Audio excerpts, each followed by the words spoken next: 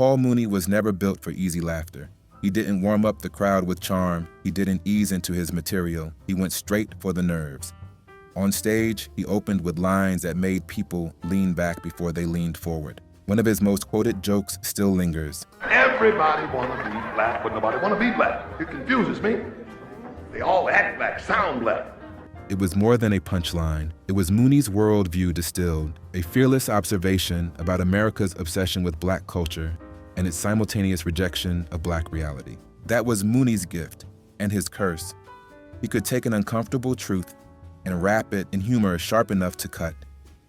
But Hollywood, an industry that thrived on polish and control, had no idea what to do with a man who refused to soften. The story of Paul Mooney isn't about box office numbers or sitcom stardom. It's about the writer who armed Richard Pryor with his sharpest lines, the mentor who shaped Chappelle and the weigh-ins, and the performer who left executives sweating every time he had a microphone. Paul Mooney was brilliant. He was uncompromising, and to Hollywood, that made him dangerous. Long before Paul Mooney became a name in stand-up, he was shaping the voices of others. His first stage wasn't a comedy club, it was the Page. Mooney grew up in Oakland, California, drawn early to words and performance. He started out in theater and stand-up, but his real breakthrough came through his partnership with Richard Pryor. The two met in the late 1960s and became instant collaborators. Pryor had raw energy and instinct, but Mooney had precision.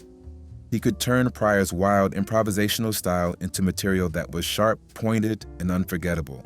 Their partnership redefined American comedy. Mooney helped craft the routines that became Pryor's landmarks, sets like Live on the Sunset Strip, material that blended the personal with the political in ways no one else dared. When Pryor was at his most fearless, Mooney was often the one behind the words. Hollywood noticed. Mooney was hired to write for Sanford and Son, giving Fred Sanford's insults an extra edge.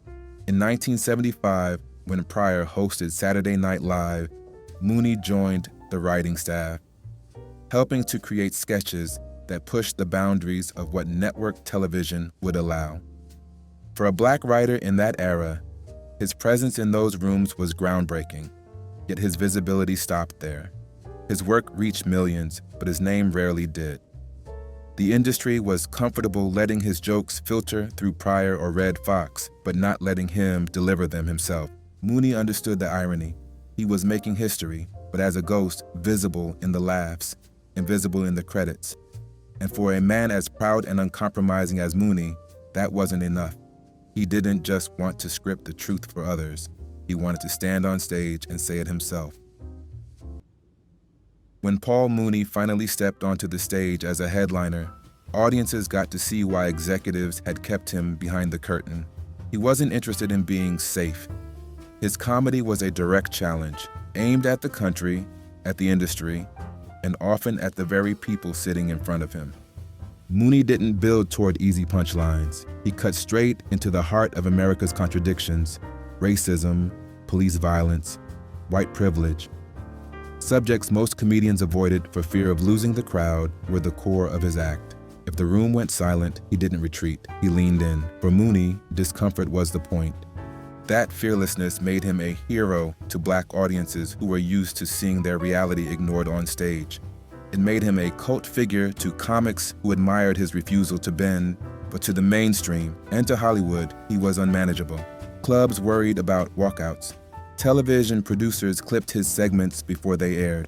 On Saturday Night Live, his sketches tested the limits of what NBC was willing to broadcast, and talk show hosts were wary of booking him at all, knowing he wouldn't play along with the usual light banter. Mooney said it plainly. Hollywood wanted his words, just not his voice. Coming from Pryor, a joke about white America was brilliant. Coming from Mooney, it was threatening. He wasn't willing to soften his material to make executives comfortable, and that decision set the course for the rest of his career. Most comedians saw television as the ultimate prize. Mooney saw it as a trap. By refusing to play by those rules, he guaranteed that his comedy would remain raw, uncompromised, and largely outside the mainstream. And in the process, he became both respected and feared, the man who would say what no one else dared. Even if Hollywood kept Paul Mooney at arm's length, his imprint was everywhere. He became the backbone of projects that defined eras of comedy, shaping the voice of others even when his own was sidelined. In 1990, Keenan Ivory Wayans launched In Living Color, a sketch show that broke every rule network television had about race, politics, and culture. Mooney joined the writer's room, and his presence was felt immediately. He pushed the material to stay sharp, to avoid slipping into safe territory. The show became a launchpad for Jim Carrey, Jamie Foxx, and the Wayans family, but its refusal to play nice, its willingness to take on race head-on, bore Mooney's fingerprints. Years later, he stepped into the spotlight again with The Chappelle Show. Dave Chappelle idolized him, often calling him a mentor. Mooney's recurring appearances in bits like Ask Black Dude and Negrodamus showcased his unfiltered brilliance. His delivery was bone dry, his jokes cutting, and his authority absolute. He wasn't playing a character, he was being Paul Mooney. Chappelle himself carried forward Mooney's ethos. His battles with networks, his decision to walk away from millions rather than compromise his comedy, those choices echoed Mooney's example. To Chappelle, Mooney was proof that the only real power a comedian had was in refusing to be controlled. But Mooney's influence stretched wider than one protege. Eddie Murphy, Chris Rock, and a generation of black comedians absorbed his style, even when they couldn't afford to follow his blueprint fully. His work showed them what honesty looked like on stage, and his defiance gave them permission to reach further. Mooney often described himself as the comedian's comedian. It wasn't arrogance, it was reality. His peers knew that while Hollywood might not have embraced him, he set a standard that others measured themselves against. This became the Mooney blueprint. Speak the truth without compromise, and let the consequences come as they may. Most comedians couldn't risk it. Mooney lived it. By the time Paul Mooney had proven himself as both a writer and a performer, the pattern was clear. Hollywood respected his talent, but they didn't want him in the spotlight. Executives praised his brilliance behind closed doors, yet labeled him too dangerous for prime time. They worried about what he might say if given a live microphone. Unlike other comedians who could be nudged into safer territory, Mooney wouldn't play along. He didn't tailor his act for sponsors. He didn't care about ratings. He spoke the way he wanted, and that made him unpredictable. Comedy clubs knew the risk too. Mooney could win over a room with laughter one moment and send half of it walking out the next. He didn't see that as failure. He saw it as honesty. But to club owners who measured success in ticket sales and drink tabs, it made him a gamble. Television carried the same tension. On Saturday Night Live, his sketches walked a tightrope with the censors. On talk shows, he wasn't invited back often. Producers learned that Mooney didn't do bits or stick to pre-approved stories. If something needed saying, he'd say it, no matter who was in the room. Mooney summed it up himself. Hollywood wanted his talent without his presence. They were happy when Richard Pryor or Eddie Murphy delivered his words because audiences could digest them through more familiar, marketable faces. But coming directly from Mooney, those same words landed harder, with none of the sugar that made them safe. He could have softened, he could have adjusted his act, leaned into charm, or played the Hollywood game.